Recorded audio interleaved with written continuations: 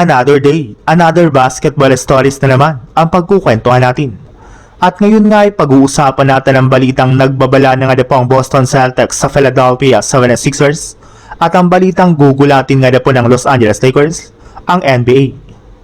Napatunayan na nga po ng Boston Celtics na wala talagang panama sa kanila ang Philadelphia 76ers matapos nga po nila itong talunin at ambakan sa loob ng home court nito.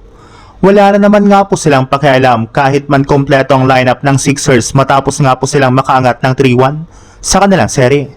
Kaya may pagkakataon na nga po ang Celtics na tapusin na ang kanilang first round series sa Game 5 dahil gaganapin na nga po itong muli sa home court ng Boston. At bago pa man nga po magsimula ang kanilang laban, ay mismong si Jaylen Brown na nga po nagsabi na hindi na nga po nila sasayangin pa ang pagkakataon na tapusin ang kanilang serye sa kanilang Game 5. Ipagpapatuloy para naman nga po nila ang kanilang dating game plan at hindi nga po sila magre-relax simula umpisa hanggang sa pagtatapos ng laban. Alam para naman nga po nila ang kakayahan ng Sixers lalo na ni Joel Embiid at ni Tyrese Maxey. Natalo na naman nga po sila nito ng nagdaang Game 2 kaya sisiguraduhin nga po nila na makakabawi na nga po sila sa kanilang Game 5 sa harap mismo ng kanilang mga fans.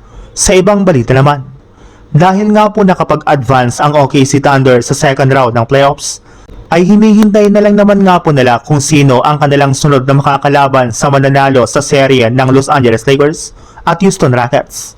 Inamin na nga po ni Shai Gilgeous-Alexander na pinapanood nga po niya ang lahat ng mga laro nito para malaman ang kahinaan ng bawat isa lalo na ang Lakers na isang panalo na lang at makakaabante na rin nga po sila sa second round ng West Playoffs.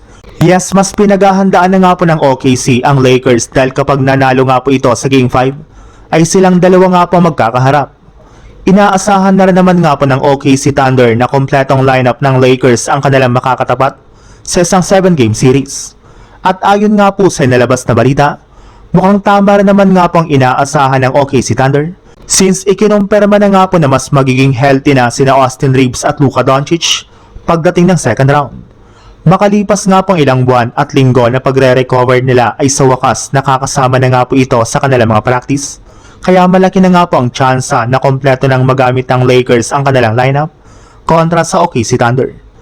Nasweeper naman nga po ng OKC ang Lakers sa kanilang regular season series.